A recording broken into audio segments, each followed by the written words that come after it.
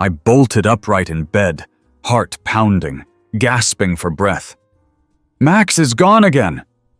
The clock on my nightstand glowed 2:13 a.m. I scrambled to my feet, barely remembering to grab my robe as I rushed toward the back door. It was wide open, swinging slightly in the cool night breeze. My hands trembled as I flipped the porch light on, scanning the yard. No sign of Max. Just like the night before, and the night before that. Max, my golden retriever, had been vanishing every single night.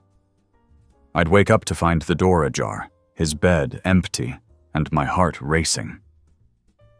The first time, I thought I had left the door unlocked. The second time, I blamed myself for forgetting to latch it properly. But now, after 5 nights in a row, I knew something was wrong. I had locked the door. I had checked it twice before going to bed. Yet, Max had managed to escape. I ran back inside and grabbed my flashlight from the kitchen drawer. My backyard stretched far behind the house, leading into a wooded area. I stepped onto the grass, sweeping the light over the bushes, the fence, the tree line. Nothing but silence. "Max!" I called out, my voice cutting through the stillness of the night. No answering bark, no rustling leaves, just the distant hum of crickets and the occasional hoot of an owl. I took a deep breath, fighting the unease creeping up my spine. I needed to figure out what was going on. If he was running away, where was he going?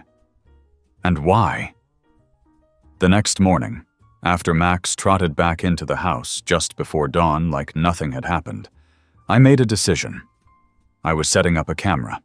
I stopped by the local electronics store after work and bought a small night vision camera. The guy at the counter gave me a curious look as he scanned the box.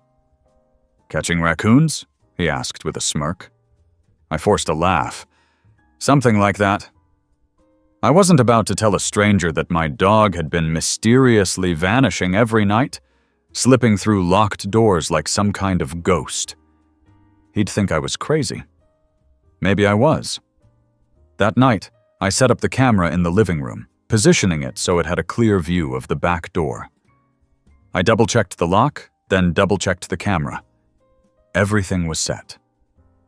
I went to bed, feeling an odd mix of anxiety and anticipation. I jolted awake around 2 a.m. My heart pounded as I listened. Silence. But something felt off. I reached for my phone, pulling up the camera feed. There, right on the screen, was Max. He stood in front of the back door, his ears pricked, body tense. And then, the door swung open. A cold chill swept through me as I watched Max step outside, his tail wagging. The door didn't just drift open. It moved with purpose, as if something had opened it for him. I shot out of bed, heart hammering, and ran for the back door. It was wide open again. Max was nowhere in sight. I stood frozen for a moment, breathless, staring into the dark. My pulse pounded in my ears as I tried to make sense of what I had just seen. The lock hadn't been broken. No windows had been opened. No sign of forced entry. The door had simply opened. I grabbed my flashlight and stepped outside, my bare feet sinking into the cool grass. "Max!" I called, but my voice felt weak in the vast darkness. I moved toward the trees, scanning the shadows. And then, in the distance, I saw him. He was sitting in the clearing, facing something. Someone. I took a step closer, but my breath caught in my throat. Max wasn't alone. A boy, no older than 10, knelt in front of him, stroking his fur. He looked up as I approached, his eyes wide, startled.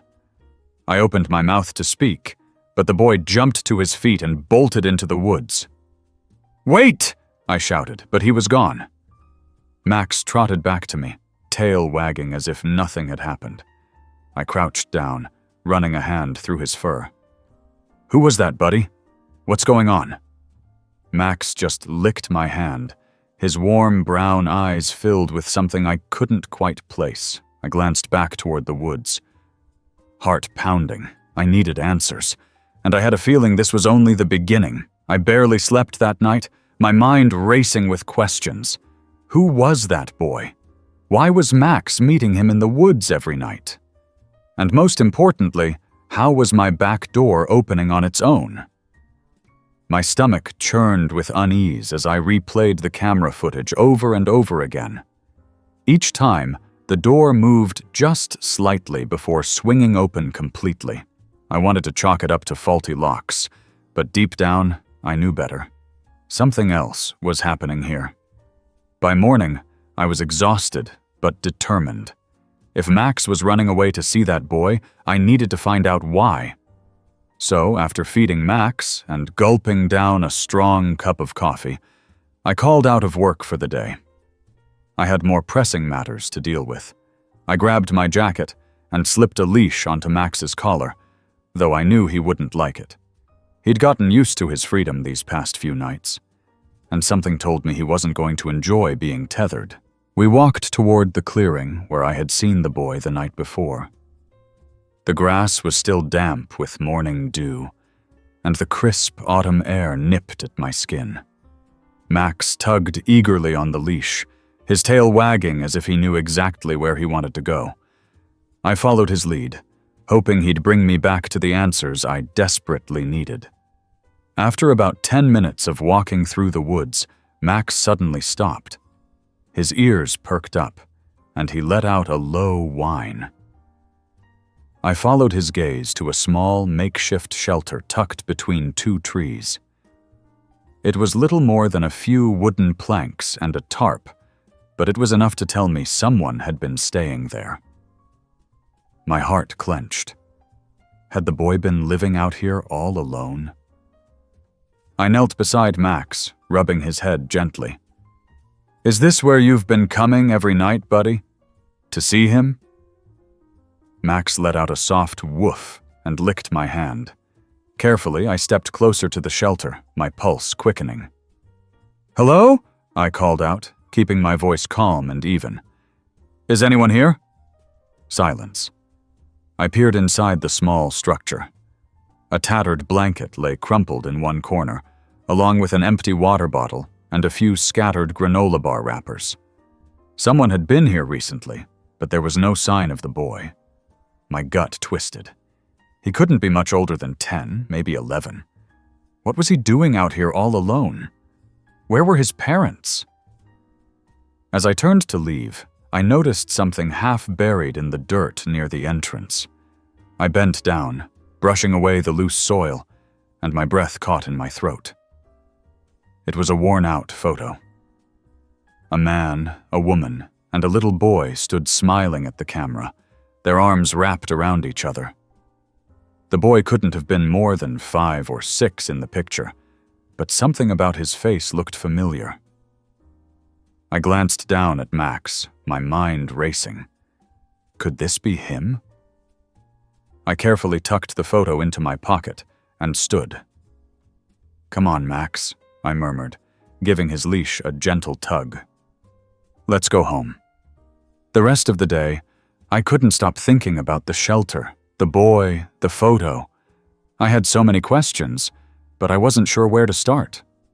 Calling the police felt like the logical thing to do, but what if the boy ran before they got there?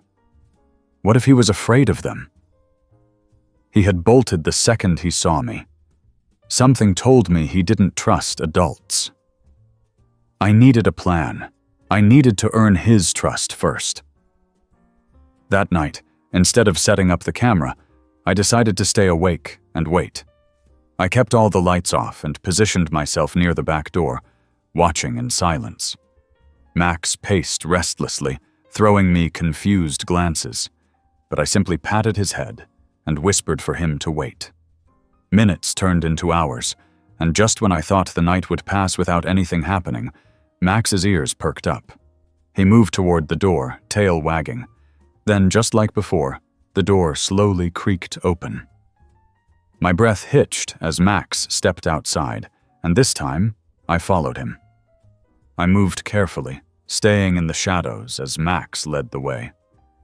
He moved with purpose, heading straight for the clearing. My heart pounded harder with every step, but I forced myself to stay calm. When we reached the shelter, Max stopped, his tail wagging. And then, I saw him.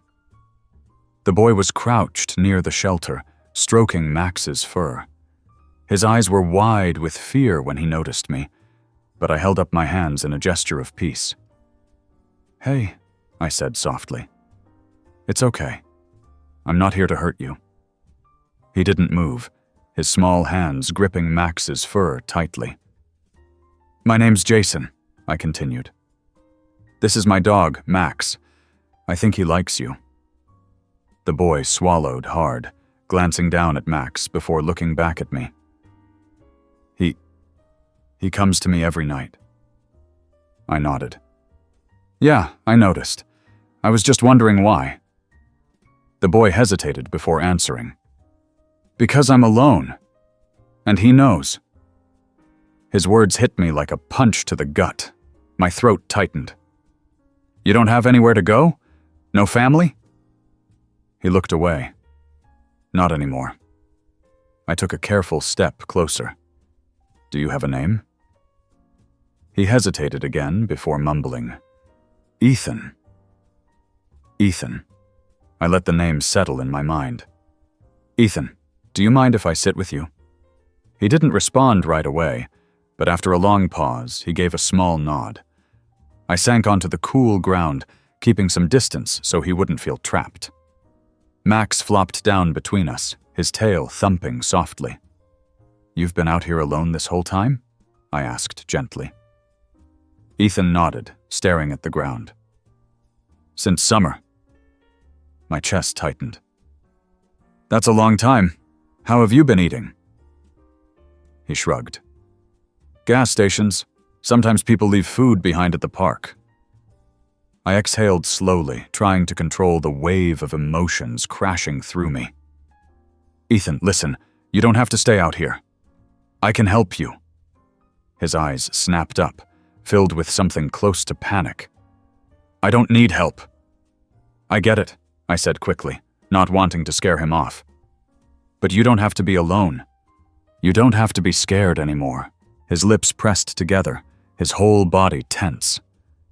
"I'm not going back." I frowned. "Back where?" He shook his head, refusing to answer. I didn't push. Not yet.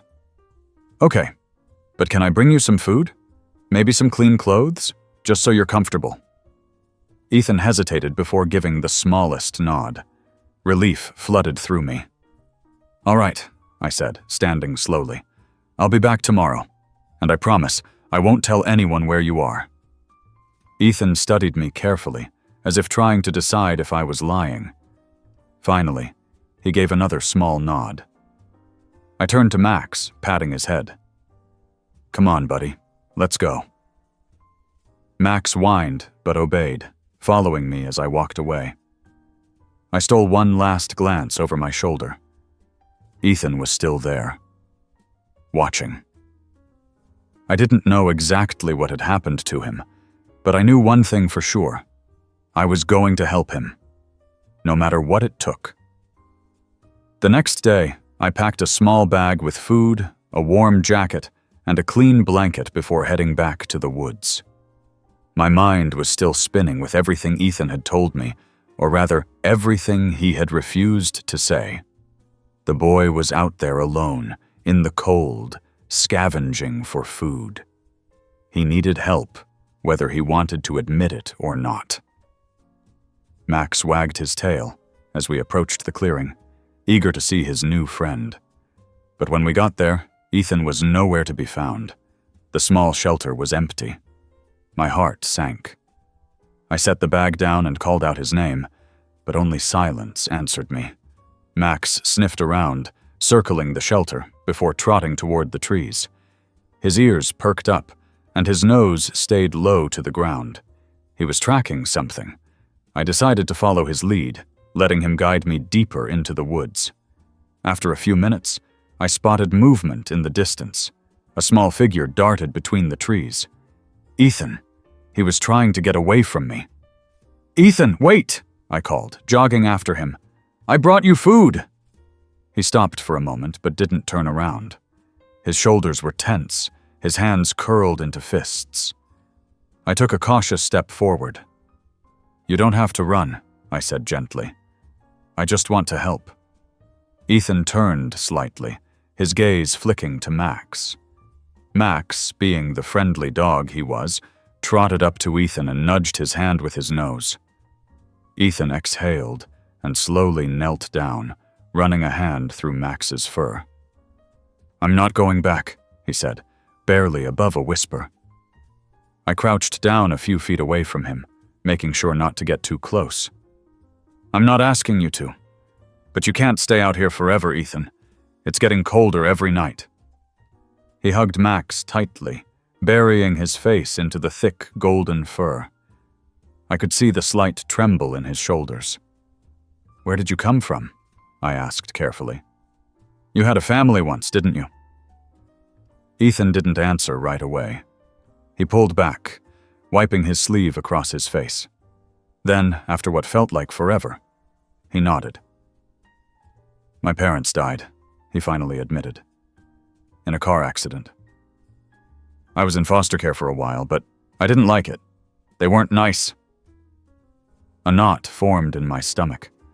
I had heard plenty of horror stories about the foster care system, about kids being shuffled from one house to another, about neglect and abuse. "So, you ran away," I said softly. Ethan nodded again, staring at the ground.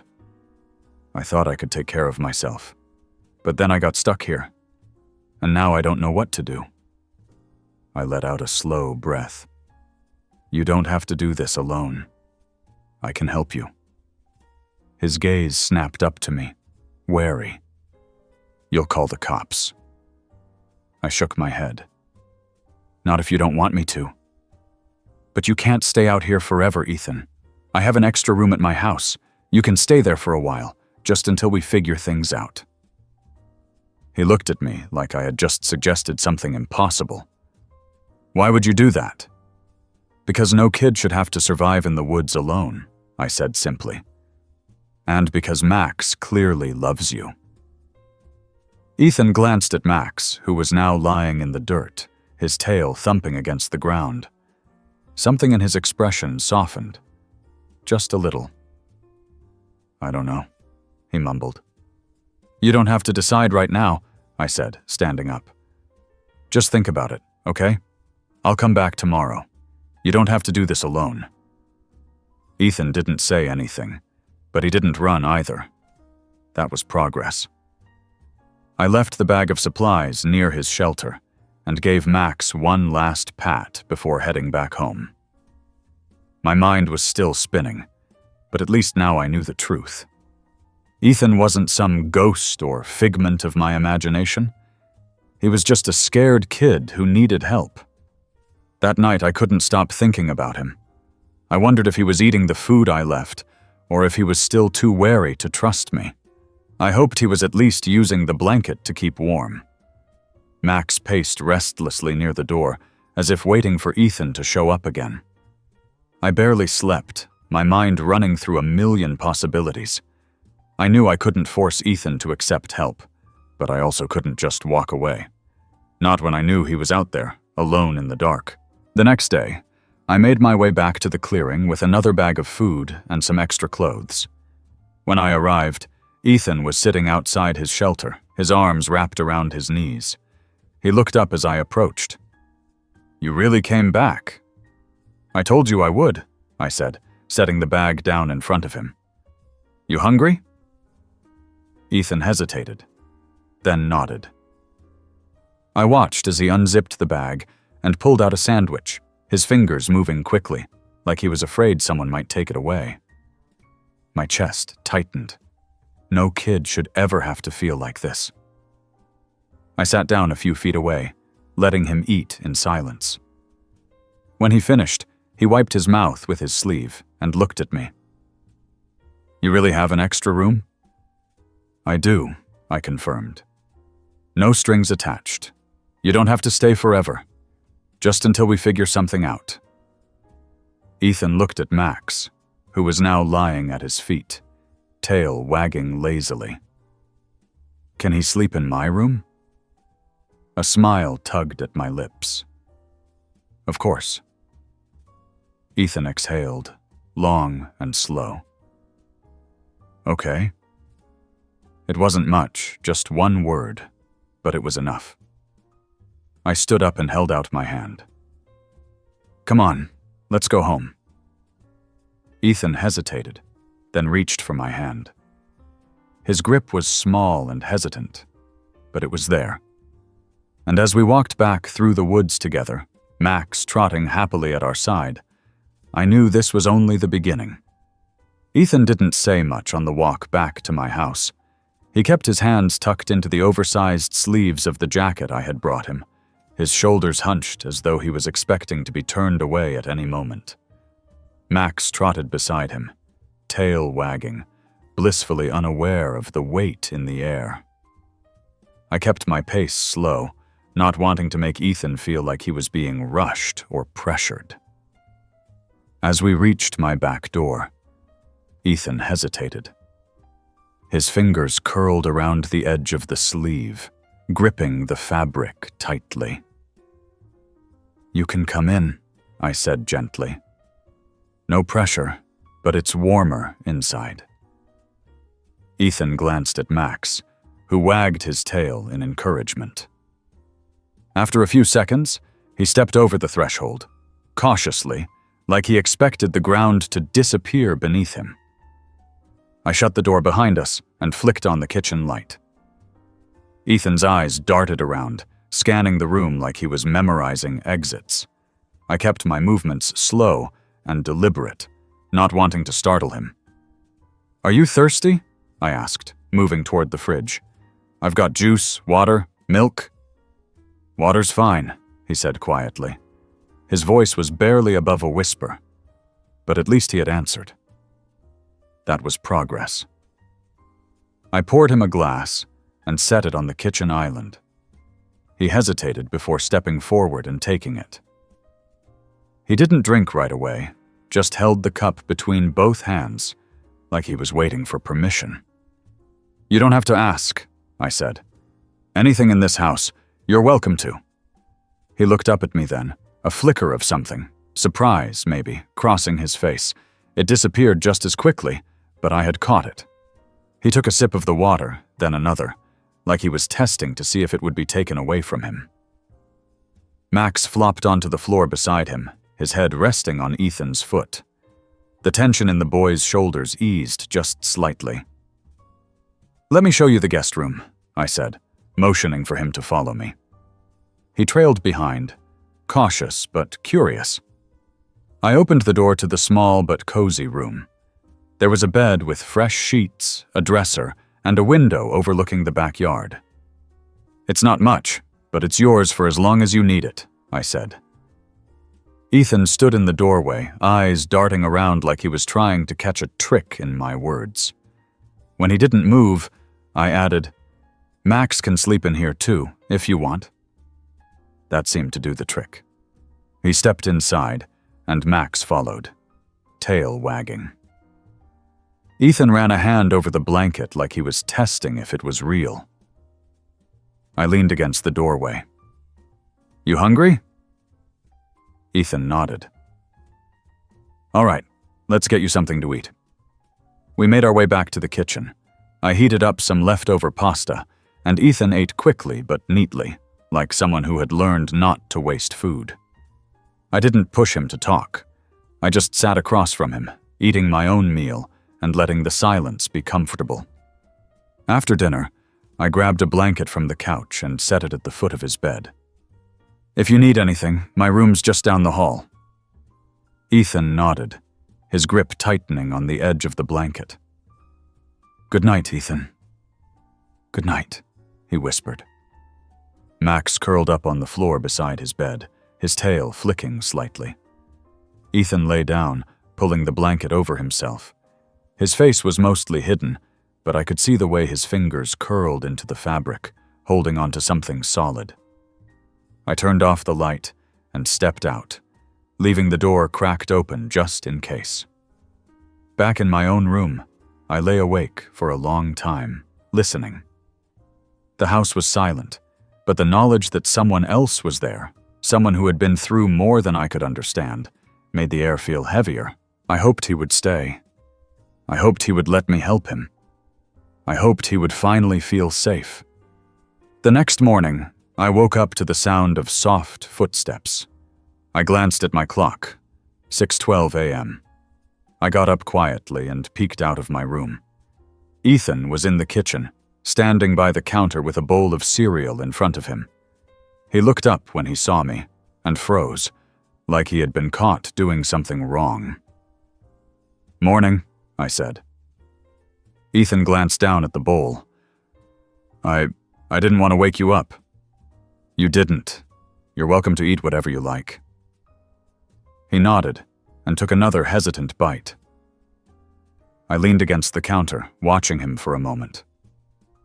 "Do you have a favorite food?" Ethan shrugged. "I don't know. I used to like pancakes." I smiled. "I make pretty good pancakes." His lips twitched, like he almost smiled back. Almost. I moved to the stove and started making some, not because I needed to, but because I wanted him to feel like he belonged here. Ethan watched me carefully, like he was waiting for something to go wrong. But when I slid a plate in front of him, stacked with warm pancakes, he hesitated only for a second before digging in. For the first time since I had met him, he looked a little less afraid. The next few days settled into a quiet routine. Ethan still kept his guard up, but little by little, he seemed to relax. He spoke more, mostly short answers, but it was something. He followed Max around the house, and at night he let the dog curl up at the foot of his bed. One evening, as we sat on the back porch watching Max chase fireflies, Ethan spoke up. "I don't know what I'm supposed to do now." I looked at him, letting the words settle before answering. "You don't have to figure it out all at once," I said. "But you don't have to do it alone, either." Ethan stared at the sky for a long time before nodding. It wasn't a promise, but it was a start. The next few days followed a slow but steady rhythm. Ethan was still wary, still guarded, but he no longer seemed on the verge of running. That alone felt like progress. He stayed in the house, venturing no farther than the backyard, where he spent hours sitting under the oak tree, watching Max chase squirrels or staring at the sky. He didn't talk much, but when he did, his words felt a little less like they were being dragged out of him, and a little more like he was testing the waters, seeing if it was safe. I didn't push him. I wanted him to see that this house, this life, was his if he wanted it, that no one would force him into something he wasn't ready for. One afternoon, I found him in the kitchen, staring at the open fridge. He turned when he heard me come in, his shoulders tensing as though he'd been caught doing something wrong. "You hungry?" I asked, keeping my voice light. He hesitated before nodding. "Want me to make you something?"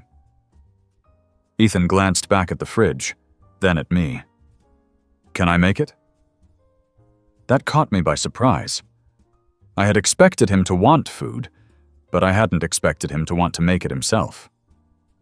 I recovered quickly. "Yeah, of course. What do you want?" His eyes scanned the shelves, and after a long pause, he shrugged. "Sandwich?" "Go for it." I leaned against the counter, watching as he moved cautiously, like he was waiting for someone to stop him. He took out the bread, peanut butter, and jelly, setting them down with precise, deliberate movements. He grabbed a knife and hesitated, glancing at me. I gave him a small nod. "You're good."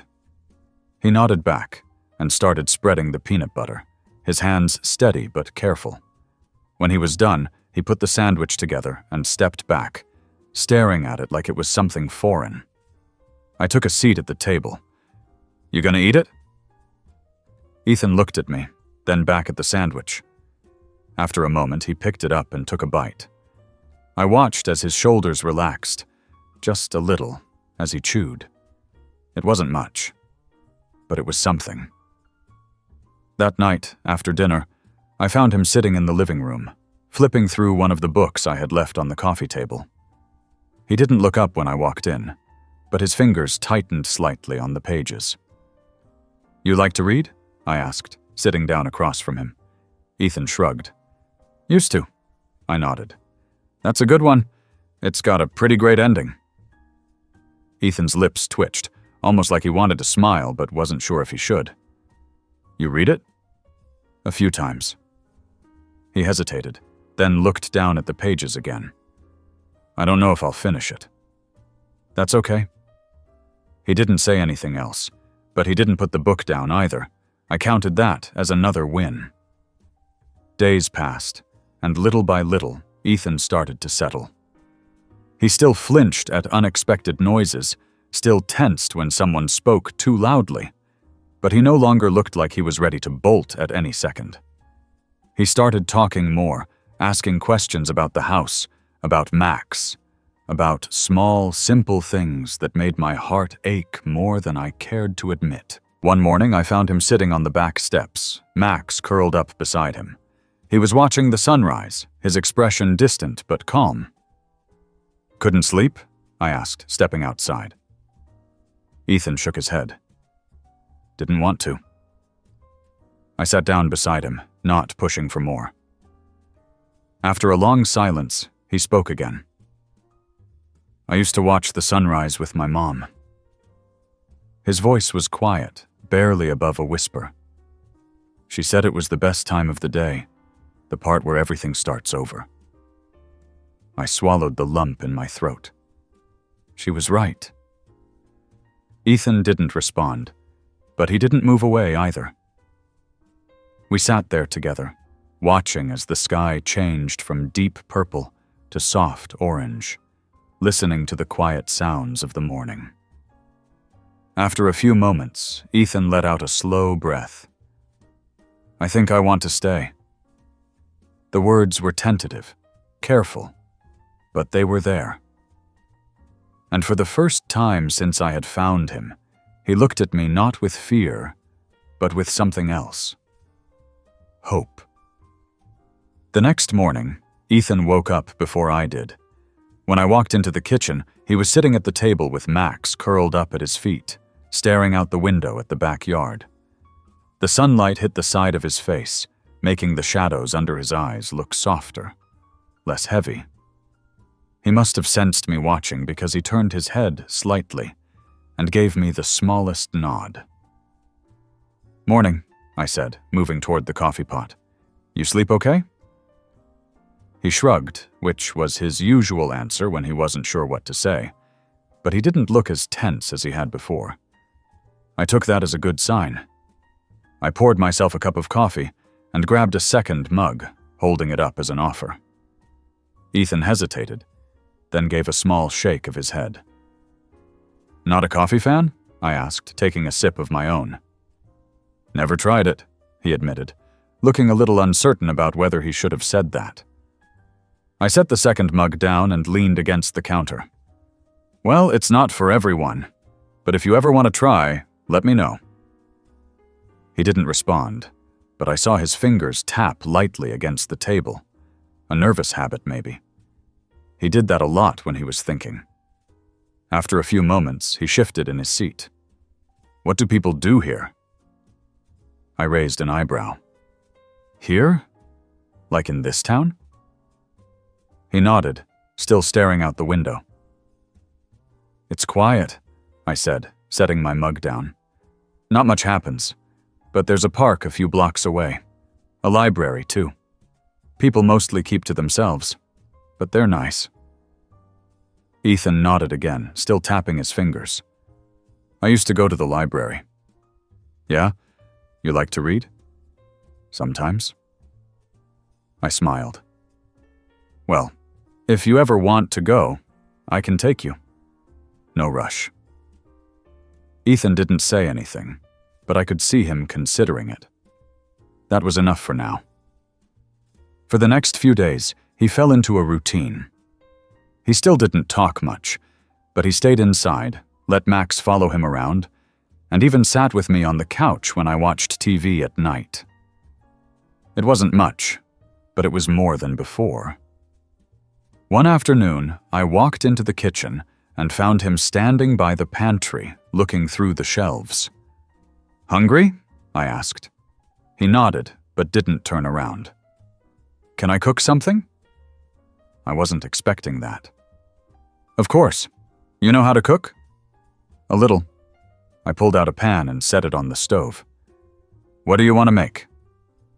Ethan hesitated, then pointed at a box of pasta.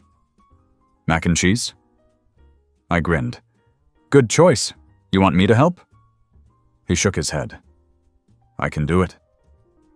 I stepped back and let him work, watching as he moved around the kitchen with careful, deliberate motions.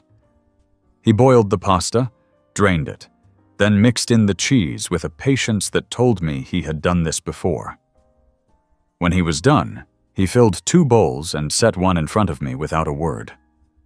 "Thanks," I said, taking a bite. It was simple, but it was good. Ethan watched me for a moment before picking up his own spoon. "I used to make this for my mom." His voice was quiet, but there was something different about it. Less guarded, more like he was letting something slip out without realizing it. I didn't push. I just nodded. "Bet she loved it." He gave a small nod, then focused on his food. We ate in silence, but it wasn't uncomfortable. It felt like something shifting, like the space between us was getting just a little smaller. That night, after I turned off the TV and was heading to my room, I noticed Ethan still sitting on the couch.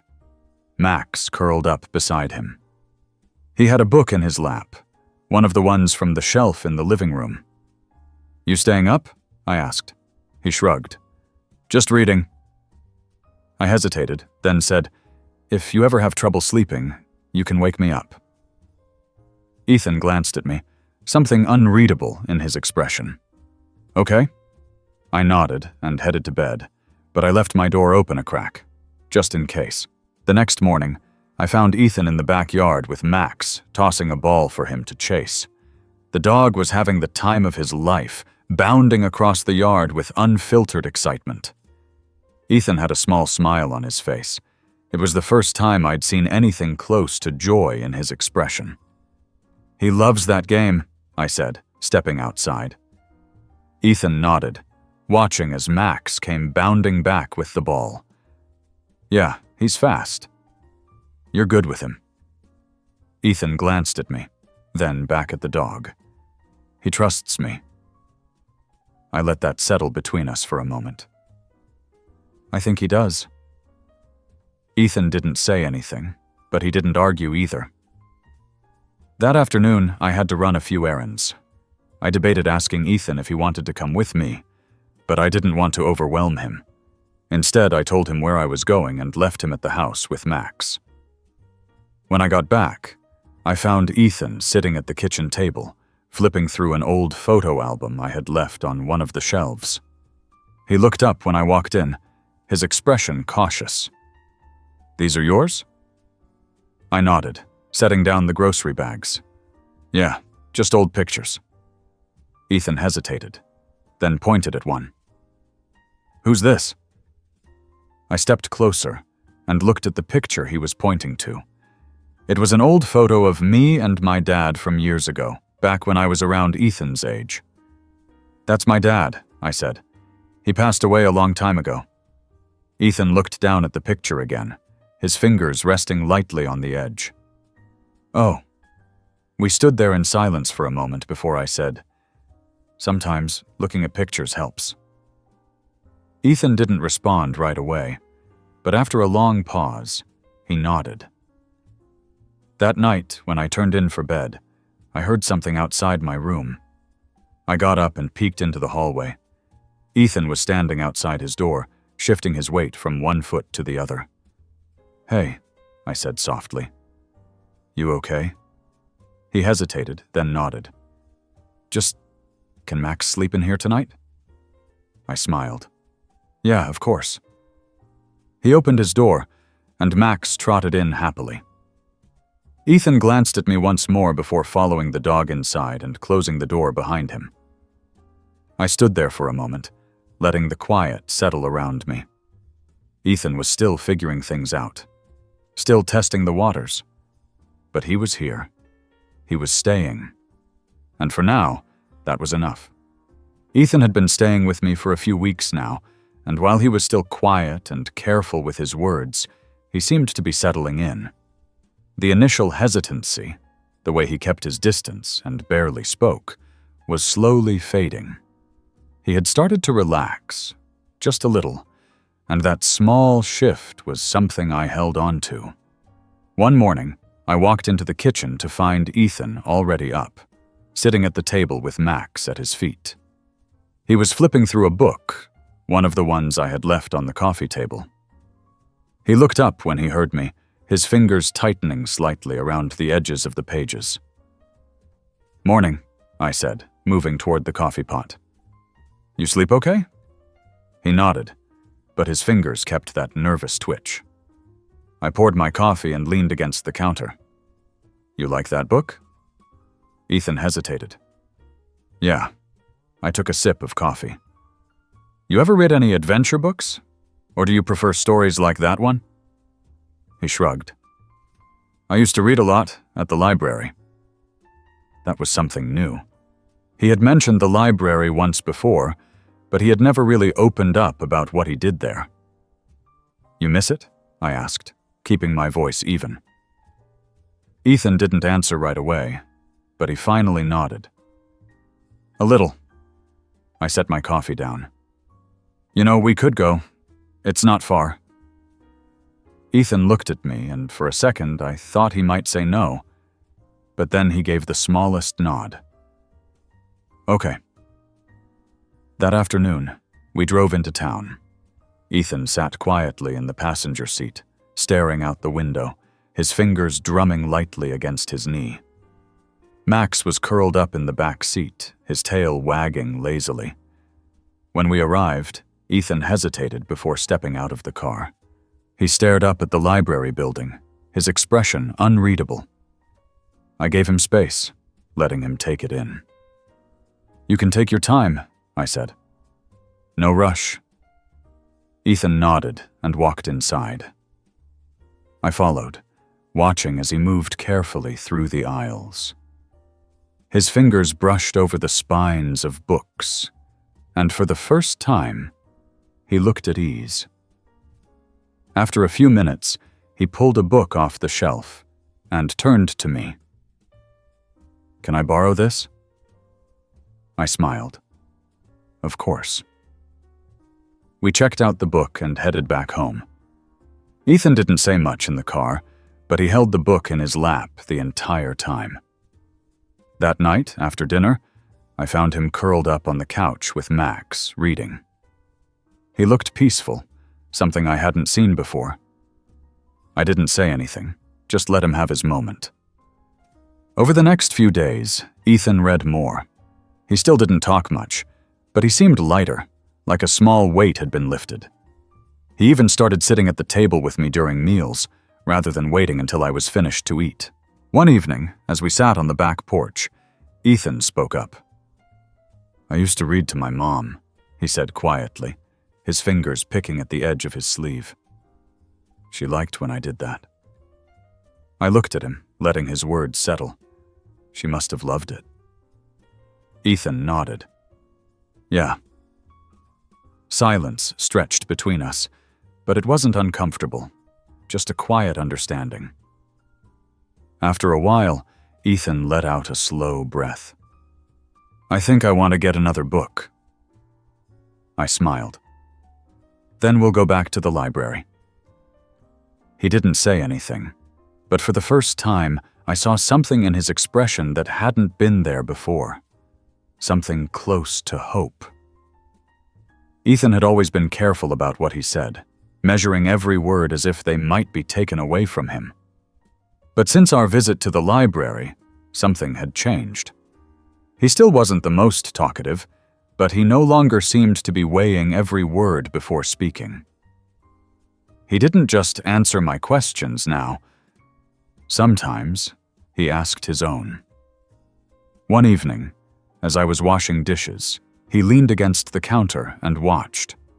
He had a book in his hands, one of the ones he had borrowed from the library, and his fingers tapped lightly against the cover. "How did you know how to take care of Max?" he asked suddenly. I looked over at him. It wasn't an unusual question, but coming from him, it felt significant. He was curious about something beyond the immediate moment. That was new. "I grew up with dogs," I said. "My dad always had one around. Max was actually a rescue, found him as a stray." Ethan nodded slowly. "So you helped him?" "Yeah," I said. "But he helped me too." Ethan looked down at Max, who was sprawled out on the floor, his tail thumping lazily against the tile. He seemed to be thinking about something. I didn't push. Over the next few days, Ethan spent more time outside. He helped me with yard work, tossing sticks for Max while I trimmed back some of the overgrown bushes. He didn't seem to mind the work, though he was still quiet as ever. I didn't mind either. I liked having him there, the silent presence that no longer felt like a shadow, but something real, something that belonged. One afternoon, as we sat on the porch after finishing up in the yard, Ethan asked, "Did Max ever run away?" The question caught me off guard. I glanced at him, but he wasn't looking at me. His gaze was fixed on the horizon, where the sun was beginning to dip behind the trees. "No," I said. "Even when he had the chance, he always stuck around." Ethan was quiet for a long time before he said, "I ran away." I had known that, of course, but hearing him say it out loud felt different. He had never actually admitted it before. It was the first time he had spoken about it so directly. "Yeah," I said, keeping my voice steady. "I know." Ethan's fingers curled into the fabric of his shirt. "I thought it'd be better, being alone." I didn't say anything, just let him talk. This was something he had to say in his own way, in his own time. "But it wasn't," he finally admitted. "It was just quiet. Too quiet." I nodded. Sometimes being alone isn't as good as it seems. Ethan exhaled slowly. Max didn't leave because he knew he had somewhere to stay. I looked at him, but he still wasn't looking at me. "That's right." Another long pause. Then, so quietly I almost didn't hear it, he said, "Maybe I do too." That night, he left his door open when he went to bed. It wasn't much, just a crack, but it was something. I didn't say anything about it. I just left mine open too. Ethan had started to settle into a rhythm. He still carried the quiet hesitance that had been with him from the start, but it was shifting, softening at the edges. I could see it in the way he moved through the house, less like someone expecting to be told to leave, and more like someone who was beginning to believe he belonged there. One morning, I found him sitting at the kitchen table, absently flipping through the pages of a book. Max lay at his feet, his head resting on Ethan's toes, like he had claimed him as his own.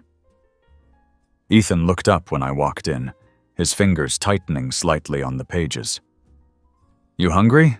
I asked, moving toward the fridge. Ethan nodded. "Yeah." That was another change. He no longer hesitated before answering that question. The first few weeks I had to practically convince him to eat. Now he admitted when he was hungry without bracing for some kind of consequence. I set a pan on the stove. "Eggs okay?" Yeah. I cracked the eggs, the familiar sizzle filling the kitchen. Ethan watched quietly, his hands still gripping the book, though he wasn't really reading it anymore. After a moment, he asked, "Did Max always trust you?" I glanced at him. Not at first. Took a while. Ethan nodded like that answer made sense to him. But he stayed. Yeah, he stayed. Ethan's fingers tapped against the cover of his book, that same restless habit he had when he was thinking about something he wasn't ready to say yet.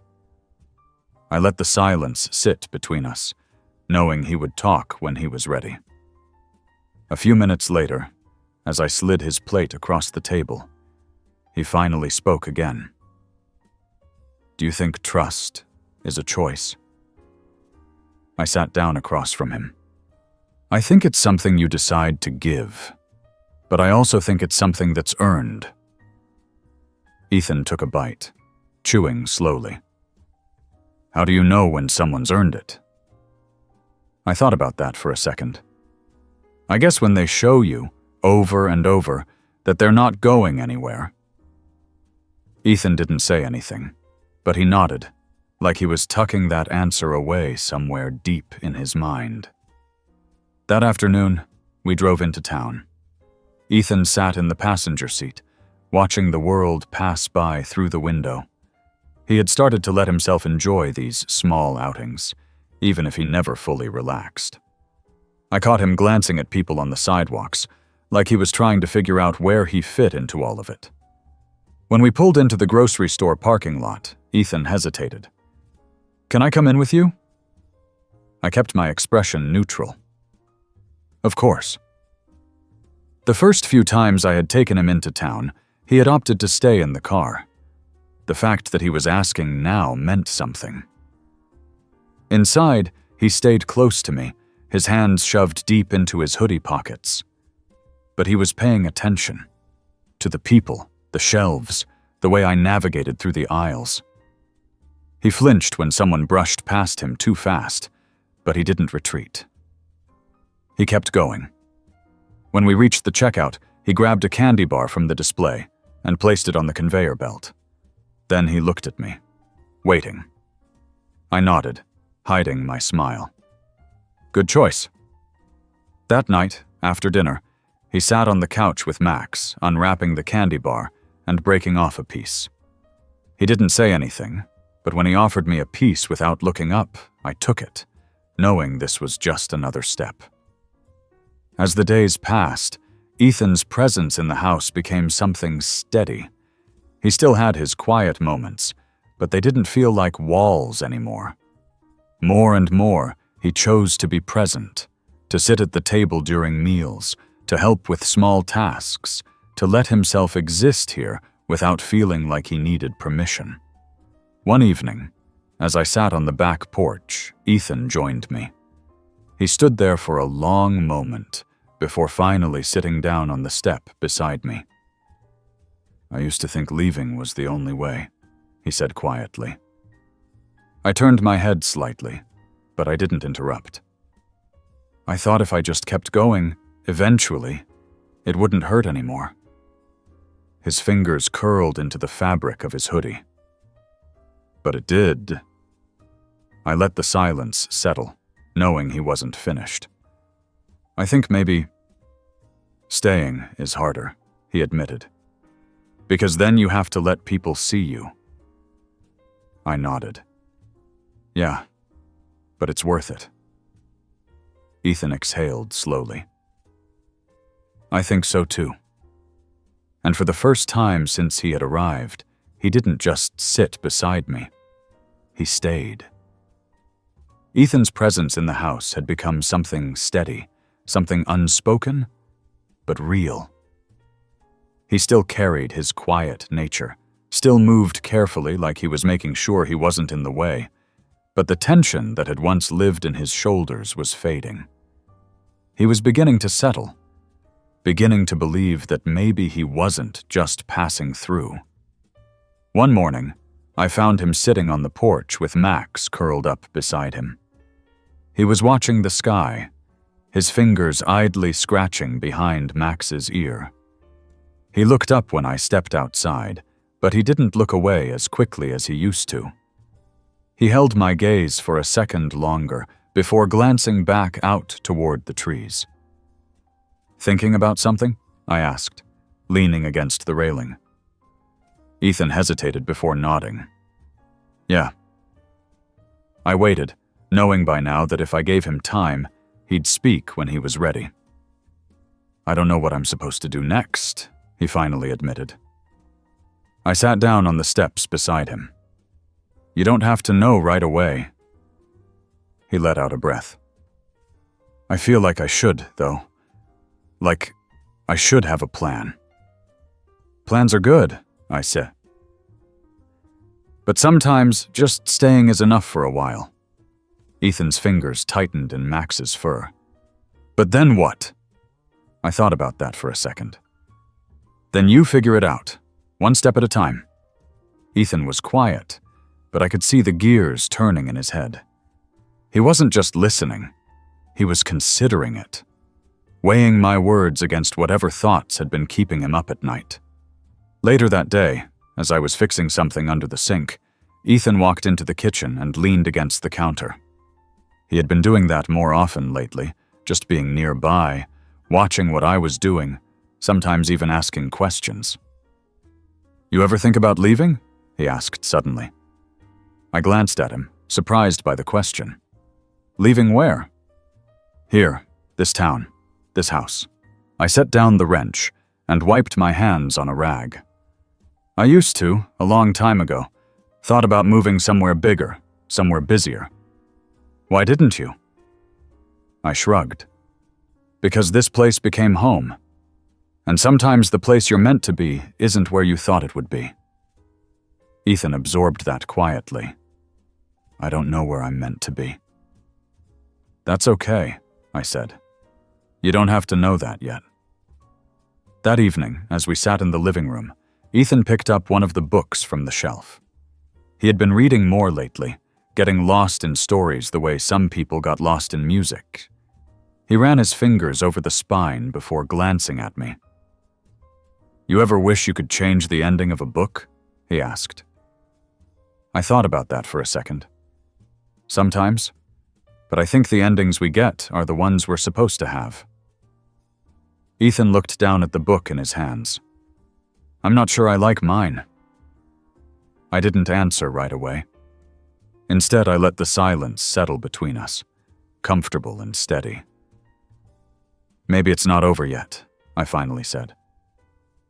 Ethan didn't look at me, but I saw the way his fingers stopped moving, how he let my words sink in. The next morning, he helped me fix the fence in the backyard. He had never asked to help before, had never even hinted that he wanted to. But that day, he picked up a hammer and worked beside me like it was something he had always done. "Did you fix things with your dad?" he asked after a while, his voice careful. I set a nail in place and thought about how to answer. "Not really. He wasn't around much, but I stopped waiting for that to change." Ethan frowned slightly. "Stopped waiting?" "Yeah. I realized that I didn't have to keep looking back. I could just keep going." Ethan's grip tightened around the hammer. "I don't know if I can do that." "You don't have to do it all at once," I said. "Just one piece at a time." He nodded, and we worked in silence for a while longer. But something felt different. It wasn't just about fixing the fence anymore. That night, as I turned off the lights, I noticed Ethan standing in the hallway, hesitating outside his room. He had done this before, lingering like he wanted to say something but wasn't sure if he should. "Something on your mind?" I asked. He shifted slightly.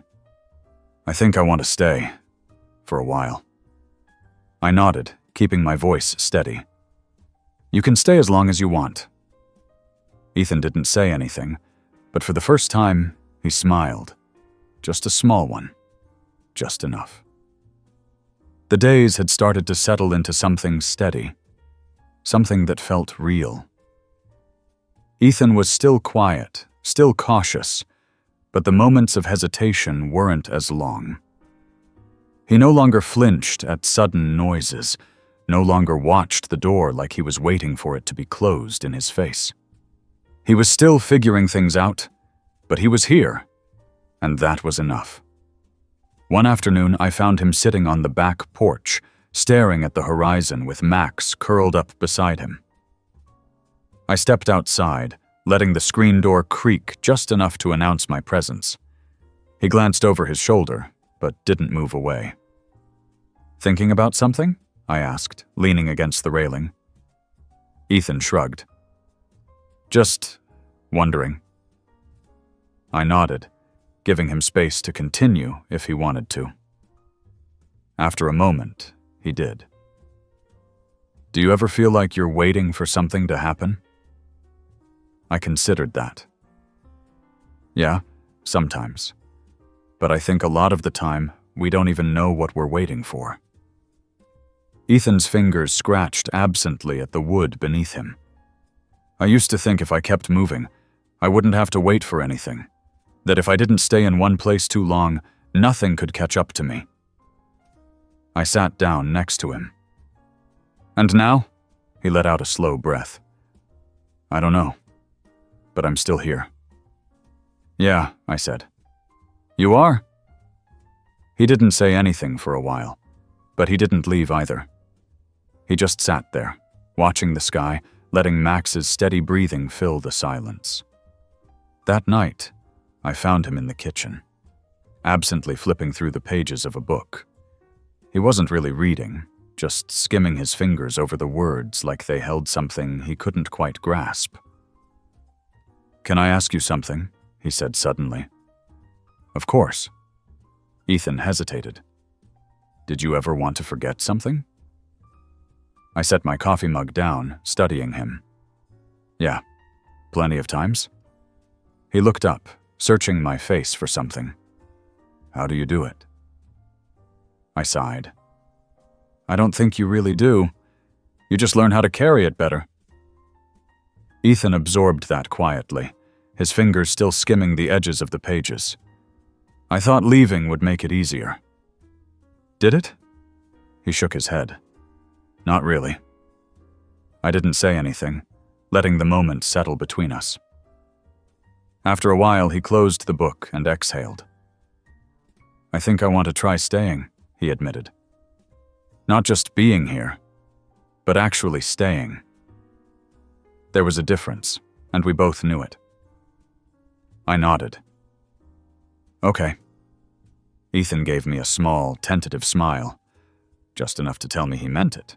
The next morning, he joined me for breakfast without hesitation. When I asked if he wanted to come into town with me later, he said yes without thinking. And when we drove down the familiar roads, he didn't keep his hands clenched in his lap. He let himself exist in the moment, even if it was just a little. It wasn't a perfect process. There were still days when he was quieter, when the weight of whatever he carried was heavier than others. But he stayed. And that was enough. One evening, after dinner, Ethan and I sat outside, watching the fireflies flicker in the yard.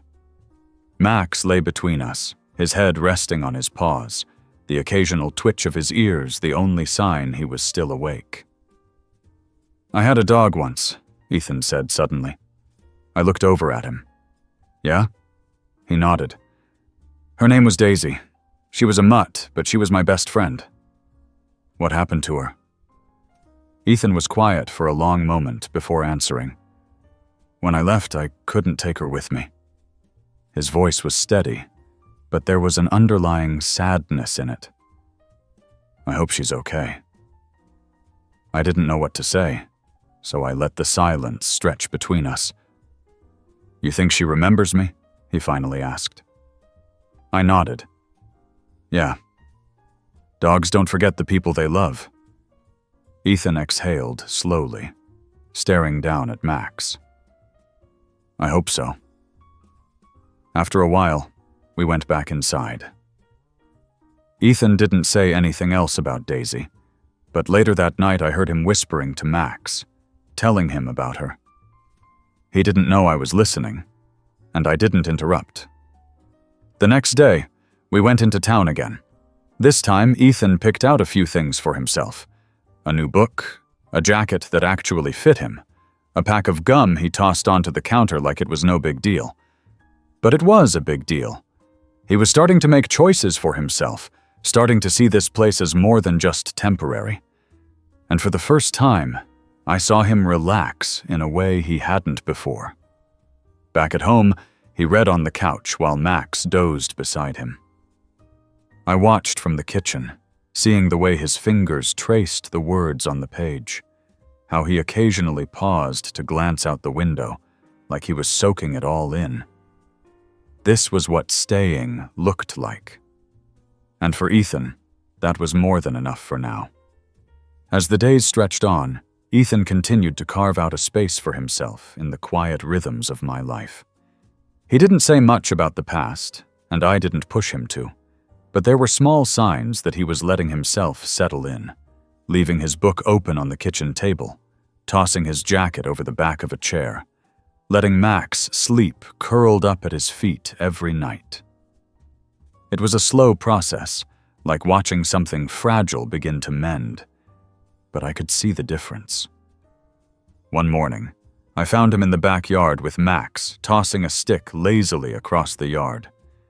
Max trotted after it, tail wagging, his paws kicking up bits of damp earth as he skidded to a stop. Ethan laughed, a real unguarded sound that I hadn't heard before. He caught himself after a second, glancing over at me like he wasn't sure he was allowed to enjoy the moment. "That's a good sound," I said, leaning against the doorframe. Ethan shrugged, but there was a hint of something lighter in his expression. "Max is an idiot." "Yeah, but he's a happy one."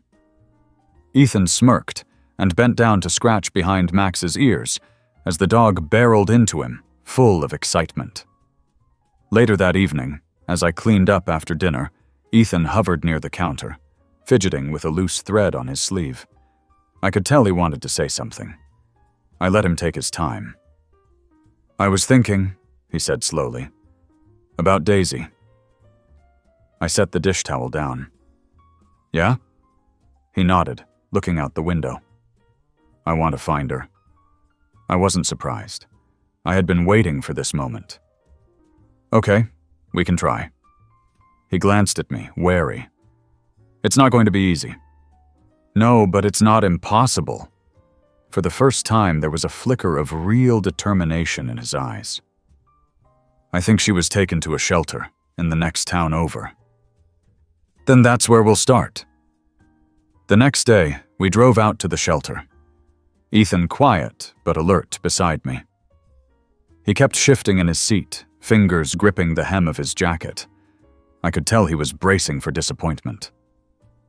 When we stepped inside, a volunteer greeted us, a woman with a kind smile and tired eyes. "How can I help you?" she asked. Ethan hesitated, so I spoke for him. "We're looking for a dog, a mutt named Daisy. She might have come through here a while back."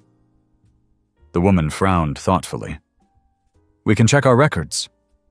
She led us to a small office and started flipping through files. Ethan stood rigid beside me, barely breathing. Finally, she pulled out a folder and nodded. "Daisy was here, but she was adopted about 2 months ago." Ethan's face fell, and my stomach twisted. He had built up so much hope for this moment, but before either of us could say anything, the woman added, "I can give you the contact information of the family who took her in. They're good people. Maybe they'd be open to a visit." Ethan exhaled sharply, and for a moment, I thought he might not be able to answer. I put a hand on his shoulder, grounding him. "That would be great," I said. She wrote down the information, and we left the shelter with a phone number and a name. The car ride home was quiet, Ethan staring out the window, turning the slip of paper over in his fingers. "What if she doesn't remember me?" he asked, finally. "She will," I said. "Dogs don't forget the people they love."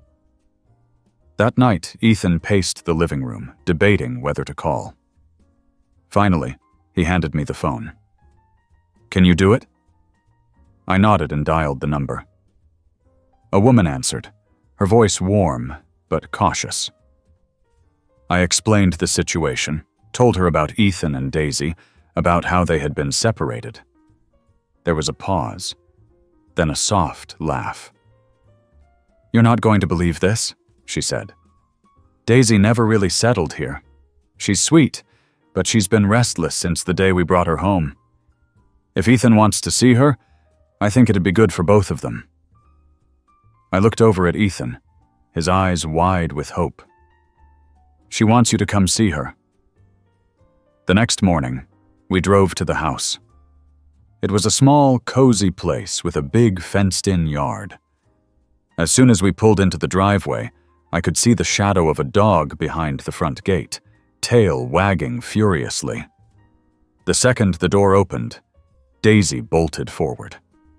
Ethan barely had time to brace himself before she launched into him, whining, licking his face, paws scrabbling at his arms as if she couldn't believe he was real.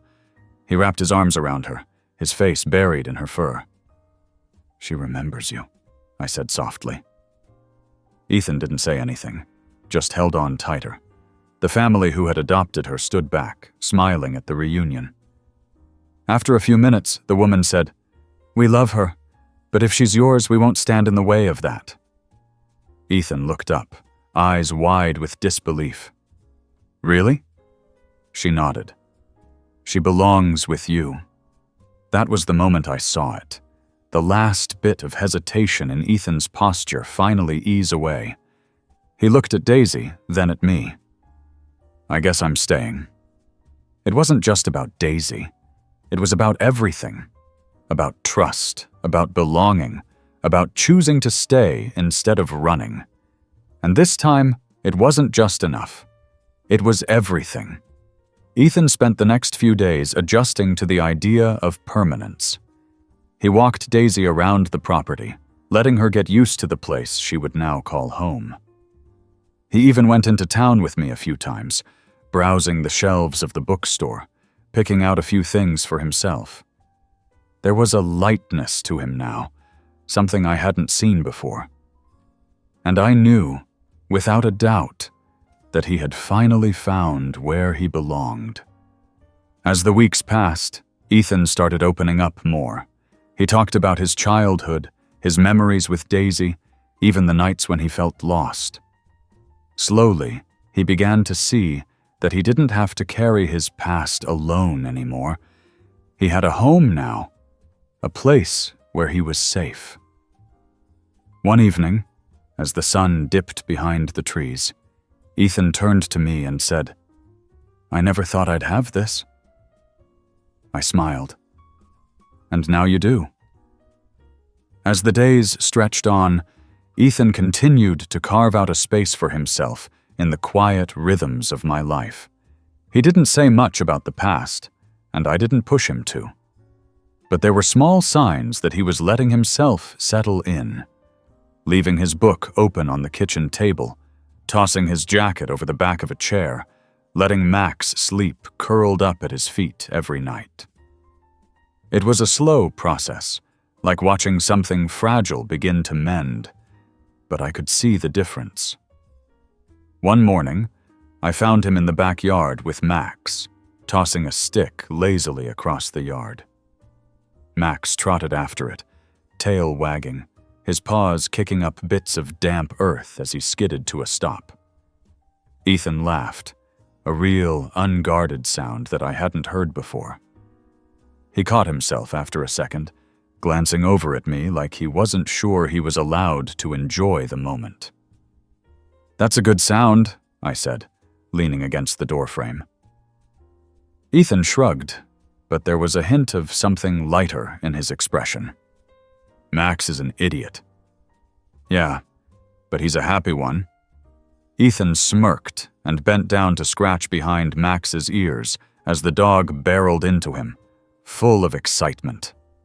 Later that evening, as I cleaned up after dinner, Ethan hovered near the counter, fidgeting with a loose thread on his sleeve. I could tell he wanted to say something. I let him take his time. "I was thinking," he said slowly, "about Daisy." I set the dish towel down. "Yeah?" He nodded, looking out the window. "I want to find her." I wasn't surprised. I had been waiting for this moment. "Okay, we can try." He glanced at me, wary. "It's not going to be easy." "No, but it's not impossible." For the first time, there was a flicker of real determination in his eyes. "I think she was taken to a shelter in the next town over." "Then that's where we'll start." The next day, we drove out to the shelter, Ethan quiet but alert beside me. He kept shifting in his seat, fingers gripping the hem of his jacket. I could tell he was bracing for disappointment. When we stepped inside, a volunteer greeted us, a woman with a kind smile and tired eyes. "How can I help you?" she asked. Ethan hesitated, so I spoke for him. "We're looking for a dog, a mutt named Daisy. She might have come through here a while back." The woman frowned thoughtfully. "We can check our records." She led us to a small office and started flipping through files. Ethan stood rigid beside me, barely breathing. Finally, she pulled out a folder and nodded. "Daisy was here, but she was adopted about 2 months ago." Ethan's face fell, and my stomach twisted. He had built up so much hope for this moment. But before either of us could say anything, the woman added, "I can give you the contact information of the family who took her in. They're good people. Maybe if they'd be open to a visit." Ethan exhaled sharply, and for a moment, I thought he might not be able to answer. I put a hand on his shoulder, grounding him. "That would be great," I said. She wrote down the information, and we left the shelter with a phone number and a name. The car ride home was quiet, Ethan staring out the window, turning the slip of paper over in his fingers. "What if she doesn't remember me?" he asked finally. "She will," I said. "Dogs don't forget the people they love." That night, Ethan paced the living room, debating whether to call. Finally, he handed me the phone. "Can you do it?" I nodded and dialed the number. A woman answered, her voice warm but cautious. I explained the situation, told her about Ethan and Daisy, about how they had been separated. There was a pause, then a soft laugh. "You're not going to believe this," she said. "Daisy never really settled here. She's sweet, but she's been restless since the day we brought her home. If Ethan wants to see her, I think it'd be good for both of them." I looked over at Ethan, his eyes wide with hope. "She wants you to come see her." The next morning, we drove to the house. It was a small, cozy place with a big, fenced-in yard. As soon as we pulled into the driveway, I could see the shadow of a dog behind the front gate, tail wagging furiously. The second the door opened, Daisy bolted forward. Ethan barely had time to brace himself before she launched into him, whining, licking his face, paws scrabbling at his arms as if she couldn't believe he was real. He wrapped his arms around her, his face buried in her fur. "She remembers you," I said softly. Ethan didn't say anything, just held on tighter. The family who had adopted her stood back, smiling at the reunion. After a few minutes, the woman said, "We love her, but if she's yours, we won't stand in the way of that." Ethan looked up, eyes wide with disbelief. "Really?" She nodded. "She belongs with you." That was the moment I saw it. The last bit of hesitation in Ethan's posture finally ease away. He looked at Daisy, then at me. "I guess I'm staying." It wasn't just about Daisy. It was about everything. About trust, about belonging, about choosing to stay instead of running. And this time, it wasn't just enough. It was everything. Ethan spent the next few days adjusting to the idea of permanence. He walked Daisy around the property, letting her get used to the place she would now call home. He even went into town with me a few times, browsing the shelves of the bookstore, picking out a few things for himself. There was a lightness to him now, something I hadn't seen before. And I knew, without a doubt, that he had finally found where he belonged. Ethan had started to help with chores around the house, raking leaves in the yard, washing dishes after dinner, even painting the back fence one sunny afternoon. He seemed to take pride in the work, and I caught him humming once or twice as he rolled the brush up and down the weathered wood. Daisy stayed close to him, her tail wagging gently as she watched him paint.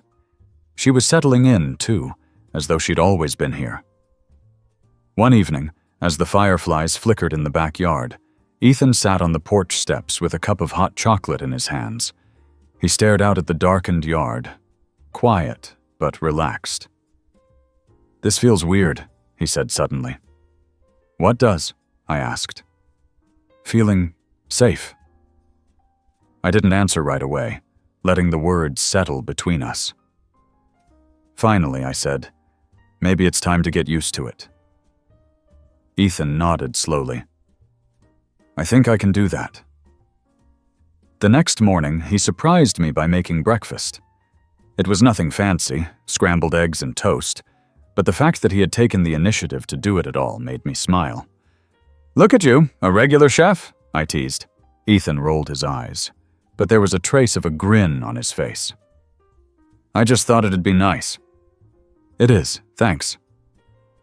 We ate together at the kitchen table, Daisy curled up at our feet. The silence wasn't heavy or awkward anymore. It was just easy, the kind that comes from knowing you're not alone. Over time, Ethan's world grew a little larger. He started talking about going back to school, maybe taking a few classes at the local community college. He mentioned wanting to volunteer at the shelter where Daisy had been. He even hinted at getting a part-time job, though he wasn't sure what he wanted to do yet. "You've got time," I reminded him. "You don't have to figure it all out right away." Ethan nodded, his expression thoughtful. "I know, but it feels good to think about it." Daisy had become his shadow, following him everywhere he went. She had her favorite spots in the house, curled up on the couch while Ethan read, sprawled out on the porch while he worked on fixing up an old chair he'd found at a yard sale. It was as if she knew she'd come home, just like Ethan had. One weekend, we went hiking on a nearby trail. Ethan had never shown much interest in outdoor activities before, but when I suggested it, he agreed without hesitation. He even packed a small bag with snacks and water for Daisy. The trail wound through a forest that smelled of pine and earth. Sunlight filtered through the trees, casting dappled patterns on the ground. Daisy trotted ahead, her tail wagging furiously as she explored every new scent. Ethan walked beside me, quiet at first. But as we climbed higher, he started to talk about books he wanted to read, places he wanted to visit, even about Daisy's funny habit of snoring louder than any dog should be able to. By the time we reached the summit, Ethan was smiling. He sat on a rock and looked out over the valley below, Daisy resting her head on his knee. The wind tugged at his hair, and for a moment he looked completely at ease. "This is nice," he said softly. "Yeah," I agreed. "It is." That night, as we sat around a small campfire in the backyard, Ethan leaned back in his chair, staring up at the stars. "Thank you," he said quietly. "For what?" I asked. "For not giving up on me. For everything." I smiled. "You did most of the work?" "Still." He didn't say anything else, but he didn't need to. The way he sat there, relaxed and content, said more than words ever could. Ethan had come a long way. And as I watched him laugh at Daisy's clumsy attempt to chase a firefly, I knew he was finally home.